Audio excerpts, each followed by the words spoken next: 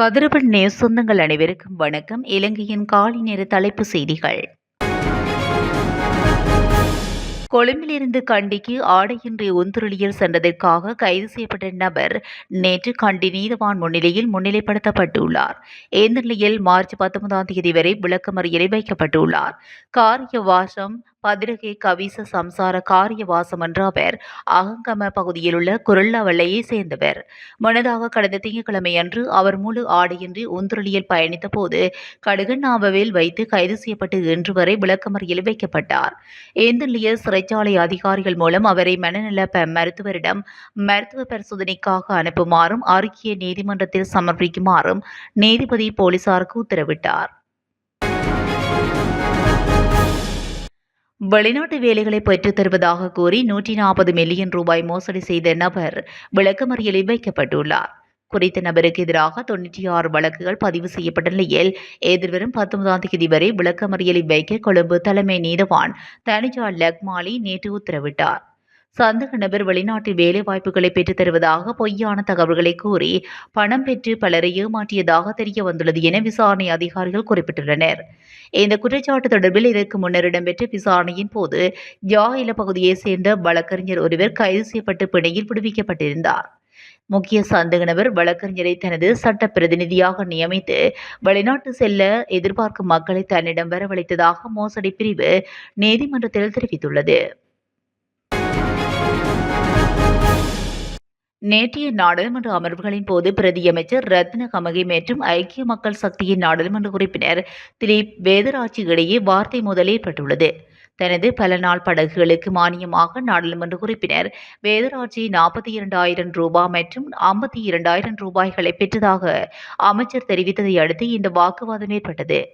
நீங்கள் மானியங்களை பெற்றுக்கொண்டு நாடாளுமன்றத்தில் பொய்களை சொல்கிறீர்கள், அது அநாகரிகமானது என்று பிரதியமைச்சர் கூறினார். இந்த கருத்தை நிரூபிக்க எங்களிடம் அனைத்து ஆவணங்களும் உள்ளன, எங்களை எதிர்கொள்ள துணியாதீர்கள் என்று அவர் தெரிவித்தார். பதிலளித்த நாடாளுமன்ற உறுப்பினர் வேதராஜே ஒருமுறை மட்டுமே மானியம் பெற்றதாக கூறினார். எனக்கு மானியம் ஒருமுறை மட்டுமே வழங்கப்பட்டது, இருப்பினும் மாதாந்த மானியத்தை பெற எனக்கு உரிமை உண்டு என்று அவர் குறிப்பிட்டார். மெதனிய மொக்கலை சம்பவத்தின் துப்பாக்கிதாரி கைது செய்யப்பட்டுள்ளார். வேரகட்டிய பகுதியைச் சேர்ந்த கஜ்ஜா என அழைக்கப்படும் அருண விதானகமகே மற்றும் அவரது 8 வயது மகள் 9 வயது மகன் ஆகியோர் துப்பாக்கிச் சூட்டுக்கு இலக்காகி பலியாகினர். வேரகட்டிய மெதிதனிய பகுதியில் உந்துருளியில் பயணித்துக் கொண்டிருந்த போதே இந்த துப்பாக்கிச் சூடு நடத்தப்பட்டது. உந்துருளியில் பயணித்த அடையாளம் தெரியாத இருவர் இந்த துப்பாக்கிச் சூட்டு சம்பவத்தை நடத்தியுள்ளதாக தெரிவிக்கப்படுகின்றது. இந்த துப்பாக்கிச் சூட்டு சம்பவம் தொடர்பில் இதுவரை 8 கைது செய்யப்பட்டுள்ளமை குறிப்பிடத்தக்கது. கொம்பனி தெருவில் தொடருந்து நிலையத்துக்கு அருகில் தொடருந்து ஒன்று தடம் புரண்டதனால் பல தொடருந்து சேவைகள் பாதிக்கப்பட்டுள்ளன. இதன் விளைவாக கடலோர மார்க்கம், புத்தளம் மார்க்கம் மற்றும் பிரதான மார்க்கத்துக்கான தொடருந்து சேவைகள் பாதிக்கப்பட்டுள்ளதாக இலங்கை தொடருந்து திணைக்களம் தெரிவித்துள்ளது. ராணுவ சேவையிலிருந்து தப்பியோடிய 679 முப்படை வீரர்கள் கைது செய்யப்பட்டுள்ளதாக பாதுகாப்பு அமைச்சு தெரிவித்துள்ளது. கடந்த 22ஆம் தேதி முதல் இதுவரை மேற்கொள்ளப்பட்ட தேடுதல் நடவடிக்கைகளின் போது கைது செய்யப்பட்டுள்ளதாக பாதுகாப்பு அமைச்சு தெரிவித்துள்ளது. கடந்த காலங்களில் நாட்டில் இடம்பெற்று வரும் குற்ற செயல்களில் முப்படைகளில் இருந்து தப்பியோடியவர்களுக்கு தொடர்புள்ளமை விசாரணைகளின் போது தெரியவந்துள்ளது. இதனால் தப்பியோடிய முப்படை வீரர்களை கைது செய்யுமாறு உத்தரவிட்டமையின் பிரகாரம் நாடு முழுவதுமுள்ள முப்படை வீரர்கள் கைது செய்யப்படுகின்றமை குறிப்பிடத்தக்கது. சுகாதார நிபுணர்கள் சம்மேளனம் இன்று முன்னெடுக்கவிருந்த வேலைநிறுத்த போராட்டத்தை தற்காலிகமாக கைவிட்டுள்ளது. எதிர்வரும் 17ஆம் தேதி காலை 8 மணி வரை இந்த வேலைநிறுத்த போராட்டம் ஒத்திவைக்கப்பட்டுள்ளதாக அந்த சம்மேளனம் தெரிவித்துள்ளது. சுகாதார அமைச்சருடன் நடைபெற்ற கலந்துரையாடலின் போது எட்டப்பட்ட தீர்மானங்களை தொடர்ந்து இந்த முடிவு எடுக்கப்பட்டுள்ளமை குறிப்பிடத்தக்கது. மின்சார சபையின் அதிகாரிகளுக்கு ஜனாதிபதி அனுரகுமார திசாநாயக்காவுக்கும் இடையிலான சந்திப்பு ஒன்று நேற்று ஜனாதிபதி அலுவலகத்தில் நடைபெற்றது. இதன்போது எரிசக்தி துறையில் நிலையான மற்றும் நீண்டகால வேலைத்திட்டங்கள் தொடர்பிலும் கலந்துரையாடப்பட்டது. எரிசக்தி பாதுகாப்பு தொடர்பிலும் தொடர்ச்சியான எரிசக்தி விநியோகம் மற்றும் எரிசக்தி துறைக்கு அமைவாக தற்போதைய மற்றும் எதிர்பார்ப்பு நிலைமைகள் தொடர்பிலும் இதன்போது ஜனாதிபதி கவனம் செலுத்தியுள்ளார். இச்சந்திப்பில் எரிசக்தி அமைச்சர் குமார ஜெயக்கொடி, எரிசக்தி அமைச்சர் செயலாளர் உதயங்க கேமபாலா, நிதியமைச்சர் செயலாளர் மஹிந்த ஸ்ரீவர்தன உள்ளிட்டவர்களுடன் மின்சார சபையின் தலைவர் கலாநிதி திலக் சியம்பலப்பிட்டிய உள்ளிட்ட மின்சார சபையின் அதிகாரிகள் பலரும் கலந்து கொண்டனர் என்பதும் குறிப்பிடத்தக்கது. கொழும்பு 11 பேங்க்சால் வீதியில் உள்ள வியாபார நிலையம் ஒன்றில் தீப்பரவல் ஒன்று ஏற்பட்டுள்ளது. சம்பவ இடத்துக்கு விரைந்த தீயணைப்பு வீரர்கள் தீயினை கட்டுப்படுத்தும் முயற்சியில் ஈடுபட்டுள்ளதாக தெரிவிக்கப்படுகின்றது. குறித்த வியாபார நிலைய கட்டிடத்தில் ஏற்பட்ட தீப்பரவலுக்கான காரணம் இதுவரை அறியப்படவில்லை என்பதுடன் காவல்துறையினர் சம்பவ இடத்தில் பாதுகாப்பை பலப்படுத்தும் நடவடிக்கையில் ஈடுபட்டுள்ளதாக செய்திகள் வெளியாகியுள்ளன. இதன்போது பிளாஸ்டிக் பூக்கள் மற்றும் அதனை சார்ந்த பொருட்கள் களஞ்சியப்படுத்தப்பட்டுள்ள இடத்திலேயே தீப்பரவல் ஏற்பட்டுள்ளது.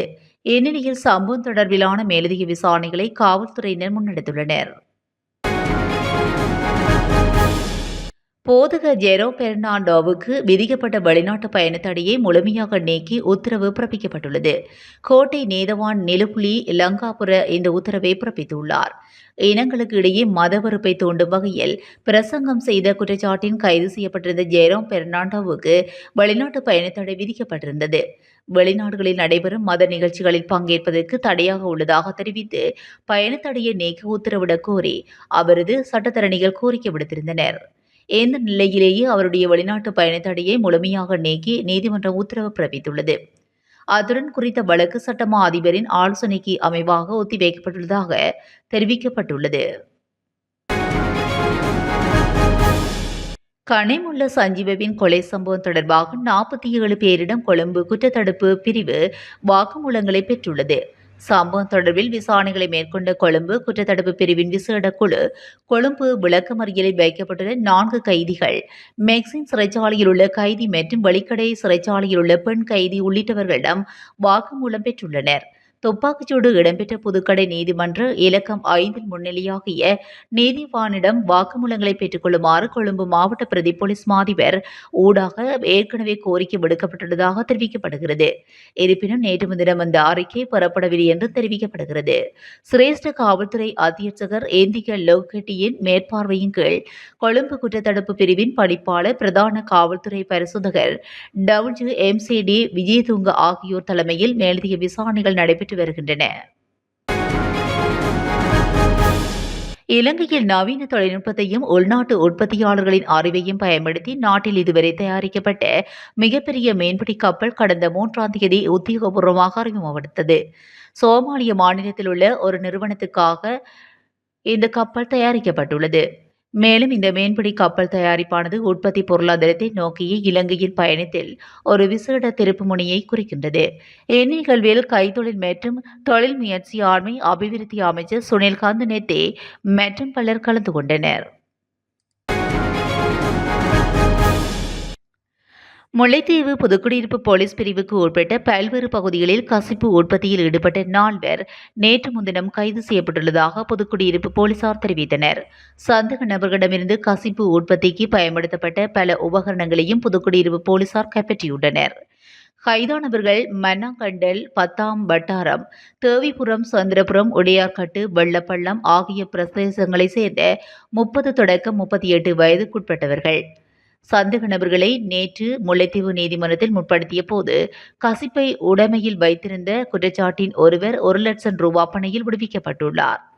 ஏனைய மூவரும் எதிர்வரும் 18ஆம் தேதி வரை விளக்கமறியல் வைக்கப்பட்டுள்ளதுடன் சம்பவம் தொடர்பில் மேலதிக விசாரணைகளை புதுக்குடியிருப்பு போலீசார் மேற்கொண்டு வருகின்றனர்.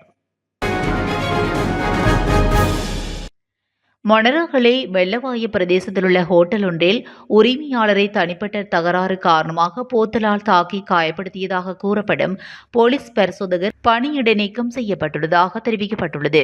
இதனை மொனராகலை போலீஸ் அத்தியட்சகர் காரியாலயம் தெரிவித்துள்ளது. புத்தள போலீஸ் நிலையத்தில் கடமையாற்றும் போலீஸ் பரிசோதகர் ஒருவரே பணியிடை நீக்கம் செய்யப்பட்டுள்ளார். பணியிடை நீக்கம் செய்யப்பட்ட போலீஸ் பரிசோதகரின் விடுதிக்கு அருகில் வைத்து இந்த தாக்குதல் இடம்பெற்றுள்ளதாக போலீசார் தெரிவித்தனர். வெள்ளவாய போலீஸ் நிலையத்தில் கடந்த ஜனவரி மாதம் 27ஆம் தேதி கிடைத்த முறைப்பாட்டின் அடிப்படையில் மேற்கொள்ளப்பட்ட விசாரணையில் சந்தேக நபரான போலீஸ் பரிசோதகர் கடந்த திங்கட்கிழமை கைது செய்யப்பட்டு நீதிமன்றத்தில் ஆஜர்படுத்தப்பட்டார். அதன் பின்னர் நேற்று முன்தினம் வரை விளக்கமறியல் வைக்கப்பட்டிருந்த நிலையில் தற்போது பணியிடை நீக்கம் செய்யப்பட்டுள்ளமை குறிப்பிடத்தக்கது. இத்துடன் இலங்கையின் காலை நேர தலைப்பு செய்திகள் நிறைவடைகின்றன. தொடர்ந்தும் செய்திகளோடு இணைந்திருக்க கதிரவன் நேசுடன் இணைந்திருங்கள். நன்றி, வணக்கம்.